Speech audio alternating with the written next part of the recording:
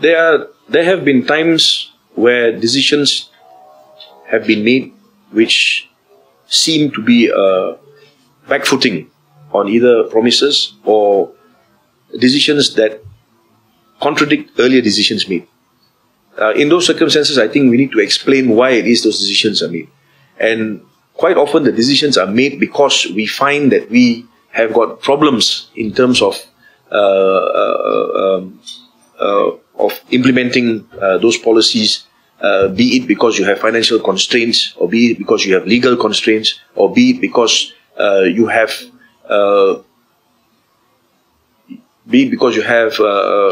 the structures that already exist, which cannot be changed overnight. I'll give you an example. There was a call for me to abolish the what do you call, Communications and Multimedia Act. You can't do that, because if you abolish the Communications and Multimedia Act, then that's the end of SKMM. And SKMM is a huge entity, and it does a lot of work, and it deals with many different things. So I think at the end of the day, it's not about abolishing the CMA, but it's about looking at what do you call, how it is you can deal with problems in the CMA. So these are things that we have to deal with as we go along. The first 11 months, as the Prime Minister has said, and this I can confirm, we have had a lot of problems because of financial constraints. So a lot of things that we want to do, a lot of things that we had hoped to do, we couldn't do because we knew that we could not sustain it financially.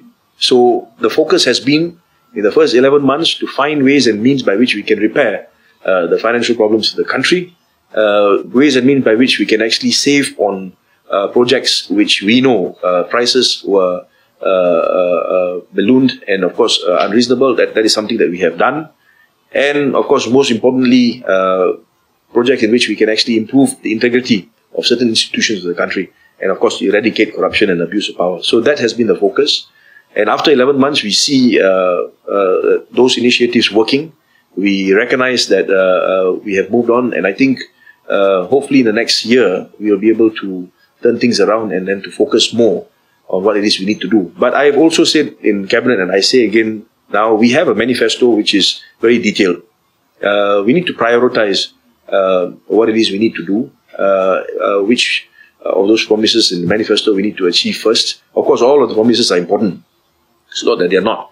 But in terms of priorities, I think we can see that there are some things that we need to do first, and some things that we can work on eventually.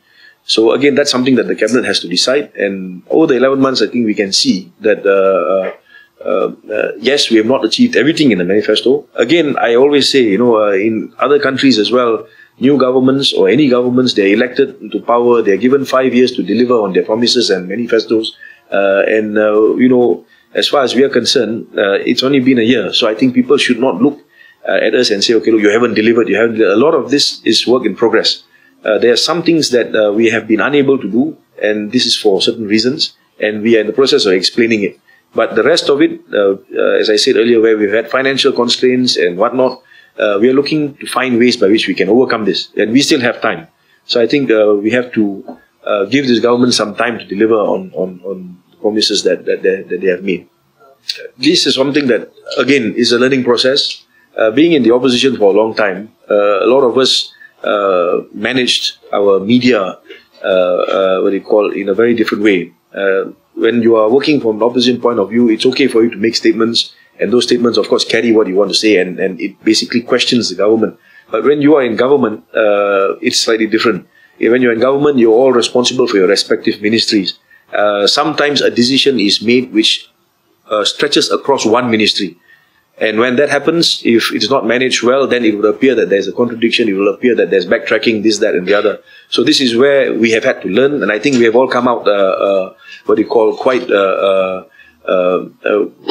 we have learned. And I think, hopefully in the next couple of months, we will be able to get things better. I know there's been complaints about my ministry in the sense of penerangan.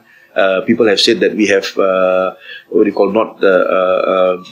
not carried out messaging well. But we are working on it. RTM is to me, they're trying their level best. Bernama has improved a lot. Penerangan is now operating